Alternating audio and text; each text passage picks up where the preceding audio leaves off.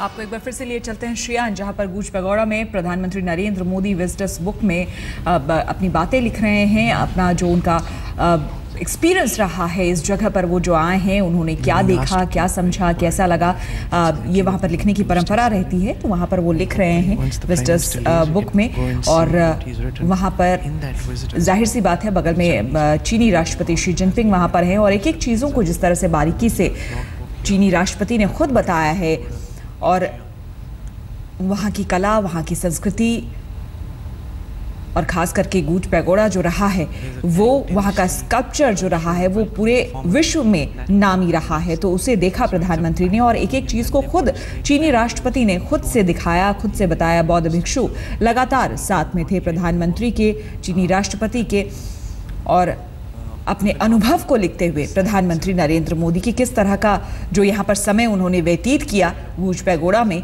वहाँ पर कैसा लगा उन्हें, क्योंकि गौतम बुद्ध से भी काफ़ी प्रेरित है प्रधानमंत्री नरेंद्र मोदी। जिस तरह से विवेकानंद से वो प्रेरित है, वैसे ही गौतम बुद्ध से भी प्रेरित हैं। और दोनों ही देश, चीन और भारत, एक समानता जो है और एक मजबूत बंधन जो जोड़े हुए हैं दोनों देशों को, वो है बौद्ध धर्म। बौद्ध धर्म के जरिए दोनों ही देश कदम आगे बढ़ाने की कोशिश और पहल कह सकते हैं प्रधानमंत्री नरेंद्र मोदी की।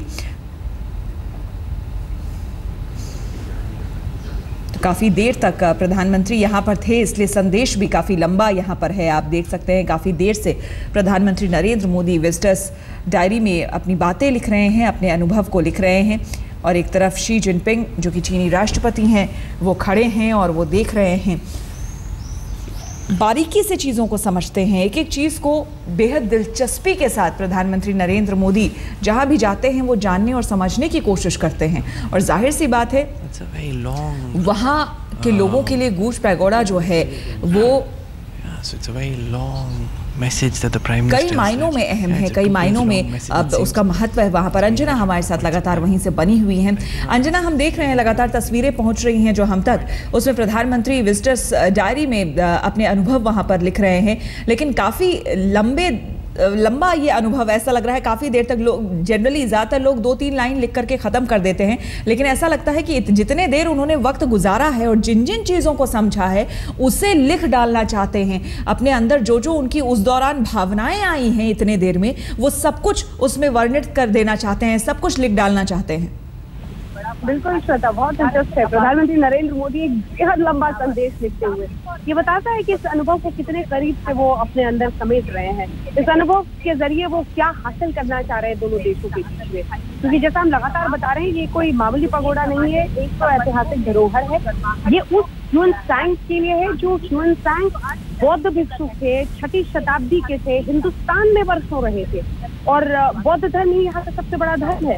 और उस बौद्ध भिक्षु ने हिंदुस्तान के गुजरात में भी लंबे वक्त तक अपना वो रहे थे और वहाँ पर उन्होंने साधना की थी। उसके बाद वो चीन लौटे थे और चीन जब लौटे तो चीन के सियान में इसी जगह पर वो लंबे वक्त तक रहे थे और यहीं पर उन्होंने जो चीनी भाषा है उसमें उन स्क्रिप्चर्स को ट्रांसलेट किया था, संस्कृत के स्क्रिप्चर्स को उन्होंने चीनी भाषा में ट्रांसलेट किया था। तो ये महत्व है, ये कड़ी है दरअसल, ये वाइल्ड गूंज पैगोड़ा एक कड़ी है इतिहास के पन्नों की जो दोनों देशों को जोड़ती है एक तरीके से। और इसीलिए इतना सब कुछ अनुभव करने के बाद और निजी रूप से प्रधानमंत्री, आप जानती हैं उनका एक अलग अंदाज रहा है। अंजना, इस बीच अपने दर्शकों को बता दें कि लगभग 2 पन्ने से ज़्यादा प्रधानमंत्री ने अपनी बातें लिखी है और मुस्कुराकर शी जिनपिंग की तरफ बढ़े तो दोनों ने एक दूसरे से हाथ मिलाया और ये बता रहे हैं, अभी जो तस्वीरों में बॉडी लैंग्वेज से लग रहा है कि वो बता रहे हैं कि मैंने ये बातें लिखी हैं और ये सारी चीज़ें मेंशन करना, लिखना बहुत ज़रूरी था, इसलिए मैंने वो बातें लिखी और मुस्कुराकर उसका एक तरीके से जवाब दिया शी जिनपिंग ने।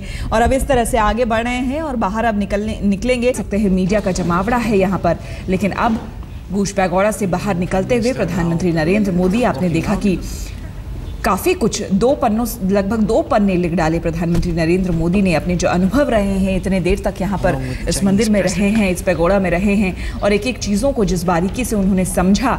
और अंजना, अभी जो हम तस्वीर अब देख रहे हैं वो उसी जगह की तस्वीर है जो अब से आप कुछ देर पहले हमें दिखा रही थी और वही रास्ता है। प्रधानमंत्री शी जिनपिंग बाहर निकल रहे हैं अब। बिल्कुल, और उसी रास्ते से अब दोनों बाहर के लिए निकलेंगे। बहुत दिलचस्प रहा है। 2 पन्ने से ज्यादा का संदेश प्रधानमंत्री ने लिखा है। न सिर्फ वृक्ष बल्कि गौतम बुद्ध की मूर्ति भी उन्हें दी गई है सौगात में। इन सब का जिक्र पहले से किया गया था कि ये सब आदान प्रदान यहाँ पर होना है, लेकिन नरेंद्र मोदी ने उन अगर 2 से ज्यादा पन्ने लिखे हैं श्वेता, तो एक संदेश है कि जिस ऐतिहासिक धरोहर को मैं खुद आकर जी रहा हूँ, उसके लिए मेरे शब्द आज किस तरह से बह रहे हैं। ये प्रधानमंत्री नरेंद्र मोदी की शख्सियत का एक हिस्सा है। और यहीं से अब से कुछ ही देर में श्वेता अपने दर्शकों को जरा दिखा दे। एक तरफ प्रधानमंत्री अंदर पगोड़ा देखने के बाद पिछले वाले हिस्से में जाकर तमाम सवाल जवाबों के बीच वो निकले हैं। इधर से ही वो अब निकलने वाले हैं और यहाँ से अब आगे भोज का भी आयोजन है, तो वो भी दिलचस्प होगा देखना, क्योंकि कुछ ही देर में यहाँ से प्रधानमंत्री निकलेंगे। लेकिन ये हालांकि तमाम राष्ट्राध्यक्षों के बीच में सबसे आदान प्रदान होता है, लेकिन जिस अंदाज के साथ अहमदाबाद में किया था प्रधानमंत्री, बिल्कुल अंजना, यही इसी बात का जिक्र भी कई जगह पे आर्टिकल्स में कई जगह किया गया है। आज जिस तरह से शियान में चीन के राष्ट्रपति शी जिनपिंग ने ये पूरा कार्यक्रम रखा, आयोजित किया, क्योंकि ये तमाम इस तरह के जो कार्यक्रम होते हैं, किसी भी देश के राष्ट्राध्यक्ष जब चीन पहुंचते हैं तो इस तरह का तमाम कार्यक्रम बीजिंग में रखा जाता है। लेकिन ये ऐसा पहली बार हुआ है जबकि प्रधानमंत्री नरेंद्र मोदी, भारत के प्रधानमंत्री नरेंद्र मोदी पहुंचे हों चाइना, वहां चीन पहुंचे हों और शियान में ये कार्यक्रम रखा गया।